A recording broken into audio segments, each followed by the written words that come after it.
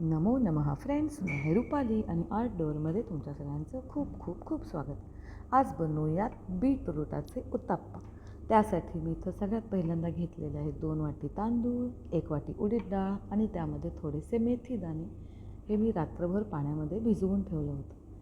चला तर मग ते ग्राइंड करूया. त्यासाठी मी घेतलेले मिक्सरचे भांडं आणि आपले तांदूळ, डाळ आणि मेथीचे दाणे मी व्यवस्थित निथळून घेतलेलं आहे. आणि मिक्सरच्या भांड्यामध्ये आपल्याला उत्ताप्याच्या कन्सिस्टन्सीनुसार हलकंसं पाणी घालून हे सर्व एकसारखं आणि बारीक करून घ्यायचं आहे. जसं आपण बीटरूटचे उत्ताप्पे करणार आहोत ना, त्या पद्धतीनं वेगवेगळ्या भाज्या घालून आपण उत्ताप्पे करू शकतो. चला बघूया. तिथे मी हे आपलं जे वाटण आहे ते छान वाटून घेतलेलं आहे आणि हे बॅटर आता आपल्याला रात्रभर फर्मेंट व्हायला ठेवायचं आहे. फर्मेंट होण्यासाठी सगळ्यात पहिलं म्हणजे ह्याच्यामध्ये मीठ वगैरे काहीही घालायचं नाही. कधीकधी हिवाळ्याच्या दिवसामध्ये ना तुम्ही हलकंसं दही घालू शकता, ज्याने ते पटापट फर्मेंट होईल. तर चला, इथं घेतलं आहे मी एक बीटरूट किसून आणि साल काढून. त्यानंतर हा जो किस आहे, हा किस आपल्याला त्या बॅटरमध्ये घालून आपल्याला बीटरूटाचे उत्ताप्पे करायचे. तर रात्रभर फर्मेंट झाल्यानंतर माझं पीठ हे असं दिसतं आहे. चला, यामध्ये घालूयात आपल्या चवीनुसार मीठ आणि याला अगदी व्यवस्थित एकसारखं हलवून घेऊयात. हलवून झाल्यानंतर याच्यामध्ये मी घातलेला आहे एका बीटाचा किस आणि आपल्याला तो व्यवस्थित हलवून घ्यायचा आहे.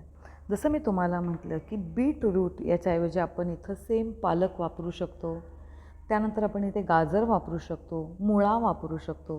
वेगवेगळ्या भाज्या वापरून उत्ताप्पे एकदम छान, टेस्टी आणि हेल्दी होतात.